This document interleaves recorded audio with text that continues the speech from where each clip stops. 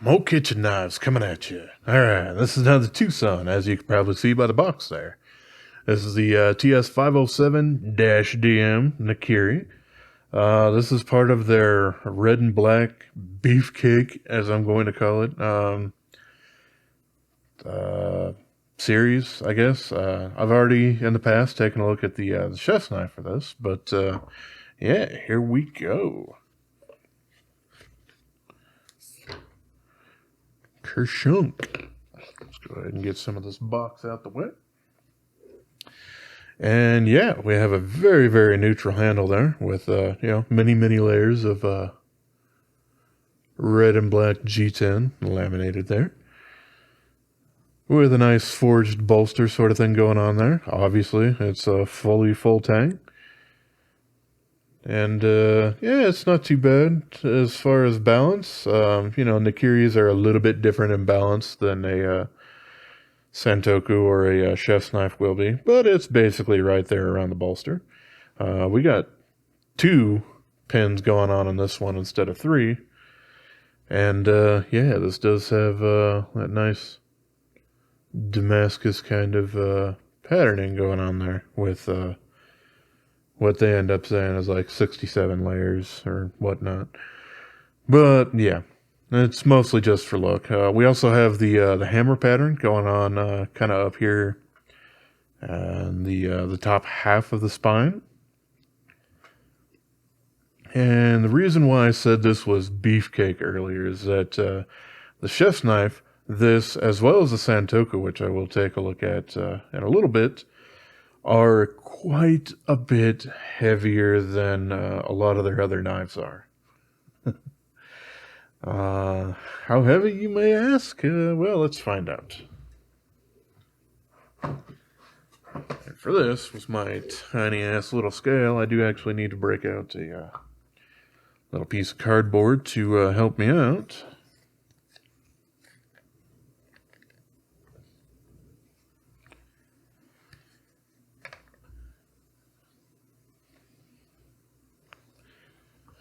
Alright, so yeah, you can see this is over a pound.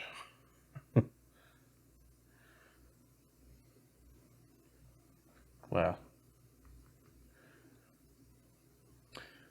I'm sorry. Yeah, I didn't think that was quite right. Yeah, it's 11 ounces.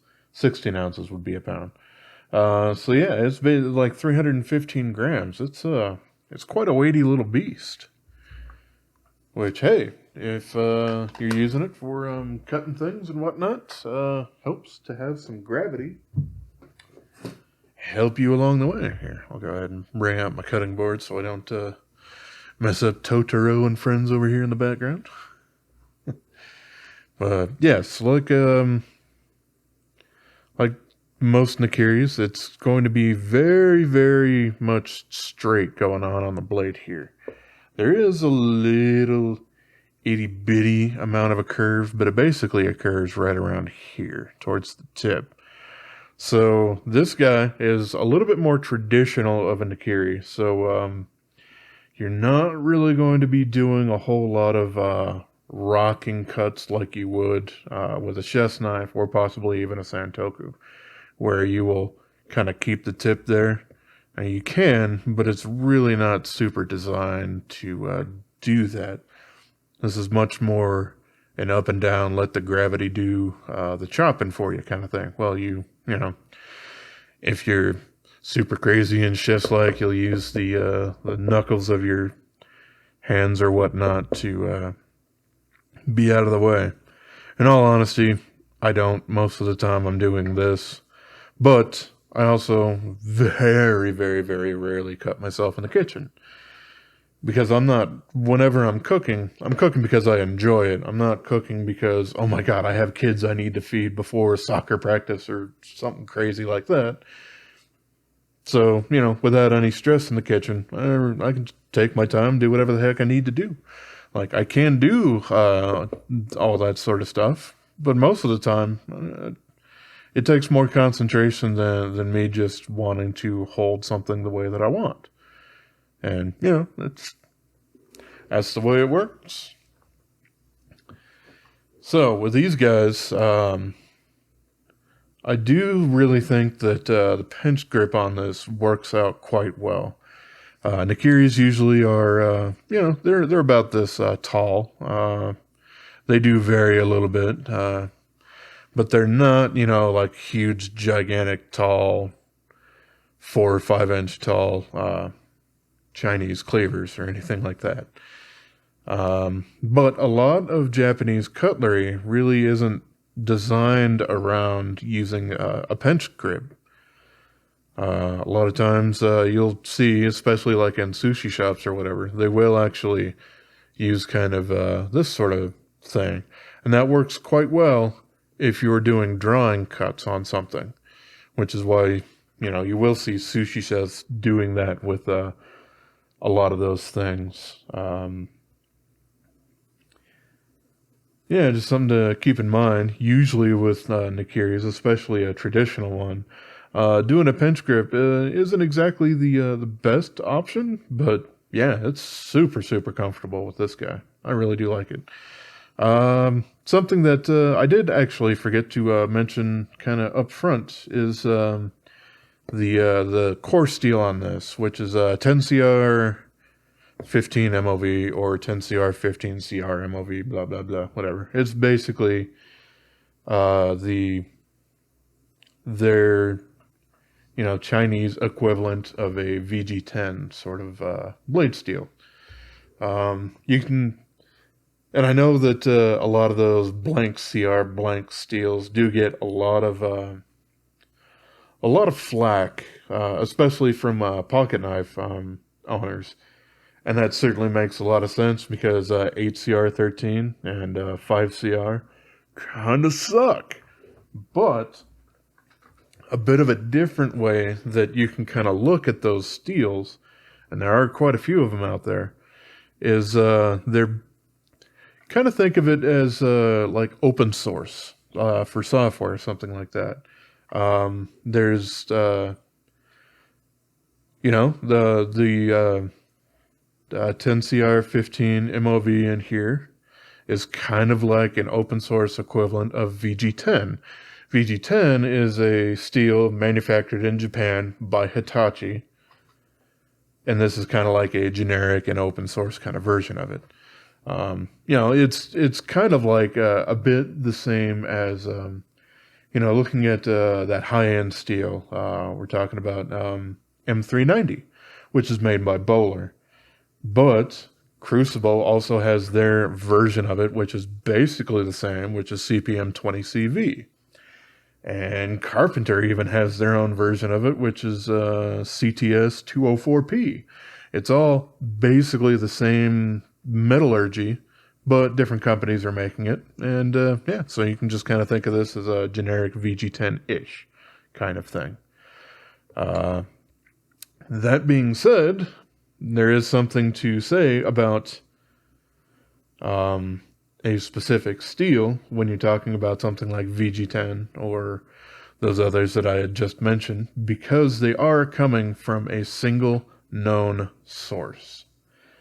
Whereas something like these, anybody can make them, which is great, but your practices may vary depending on who's actually making it, and so you can have some troubles there. And of course, after all of that, it really comes down to the particular company on how the hardness, how they've done the heat treat and everything on the knife goes. But from my experience so far with this, holds an edge pretty darn decently. So, I'm going to consider it right around where VG10 would be. It's actually kind of an interesting thing that I've been reading a bit about, which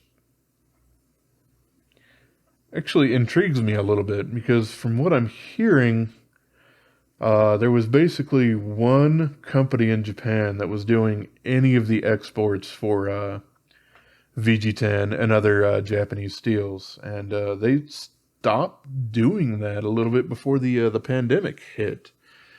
So a lot of companies, and I'm assuming this is probably mostly other Chinese companies, especially in kitchen knives, but probably elsewhere as well, are saying that they can't get VG10 anymore because they can't purchase it as an import.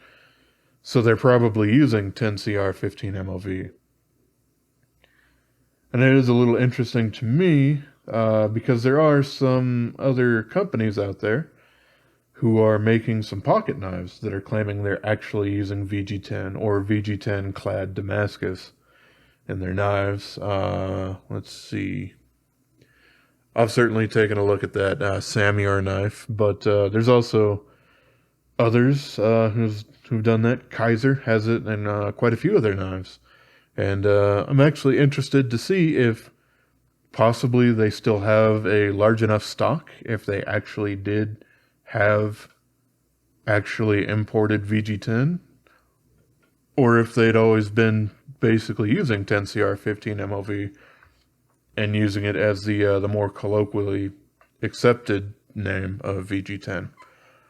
I don't know. I guess time will tell on that, and possibly if some performance might be a little bit lower on some of those newer ones. I don't know, just kind of food for thought, just thinking out loud. Anyway, yep, I'll just hit the camera. That's it deserved it. It knows what it did. But yeah, just like the chef's knife that I was talking about with this line before, very heavy, very corrosion resistant. Like I was saying with the chef's knife as well before. If you want to keep this outside for your barbecuing kind of thing, it will actually take that quite decently. I wouldn't really want to keep it out there in, if you're in Florida or something like that during monsoon season or something like that. But, if you're in a relatively arid or less salty environment, then yeah, I could certainly see using this as a a barbecue knife, or heck, it does come with a decent blade guard and everything like that. So yeah, you can slap this guy in there, and hey, camp knife, woo! Isn't exactly a sheath, but certainly does the job. Yeah, I do like this guy quite a bit. I'm not exactly the biggest fan of the forged hammer sort of look on there, but they've at least for these guys kind of cleaned up the black scale left from a lot of the traditional hammered look kind of chef's knives there. And you can kind of see the Damascus is or the different layers there. It's not super what's the word I'm looking for? It's not super consistent. And with these ones, because there's 67 layers or whatnot that they say is there, you're not really going to feel those individual different layers going on there. So it doesn't help with food separating away from the blade, even though the hammer stuff supposedly does a little bit of that there too.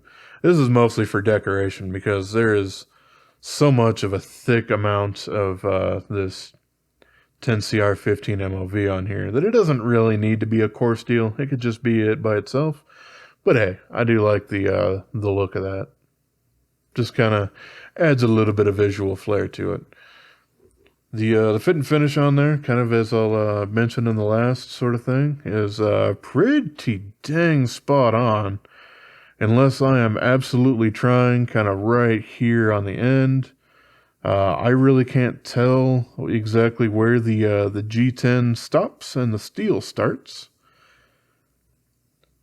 Same goes for the blade's spine and whatnot for the tang.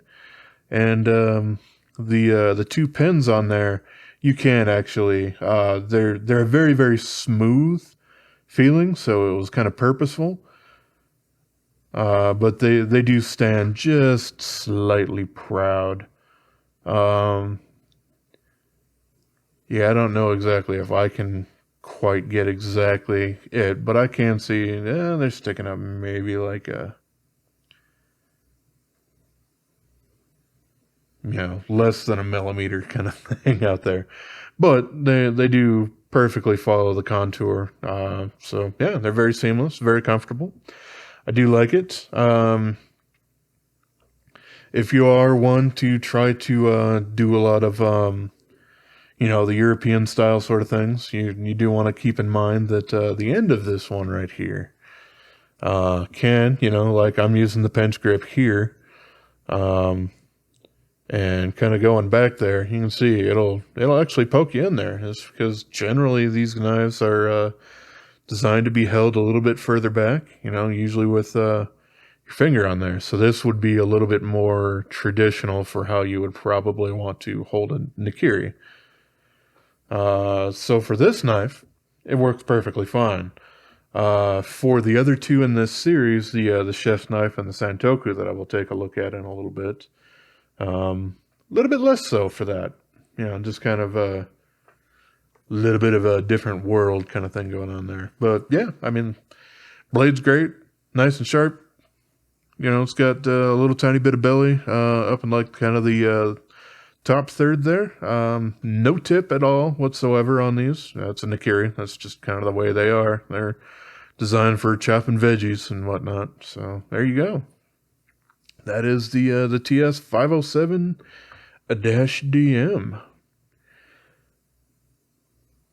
Yeah, kind of the final thoughts that I would say on this guy is I do like it. Like a lot of this is mirrored from when I took a look at the chef's knife. If you like something with a bit more heft than a lot of other kitchen knives out there outside of some of the more traditional German knives, Henkel's and Wüsthof and stuff like that, would have that bolster also attached to the heel there that makes them a nightmare to try and keep straight and sharpen and whatnot over time, then these guys are a really great way to get around that. And, of course, they're not incredibly expensive either. They're not like $6 cheap. Like you could probably find some others at like a bargain basement prices at like a flea market or something like that. This is a bit more upscale, but hey, these things will last you a very long time. And for the price that I ended up paying for these, this was in the low 30s, probably somewhere around 32, I think. So yeah, very, very affordable, as most of TwoSun's cutlery or kitchen knives are. So yeah, you really don't have a whole lot to lose there. I like it quite a bit. I don't plan on getting rid of this one.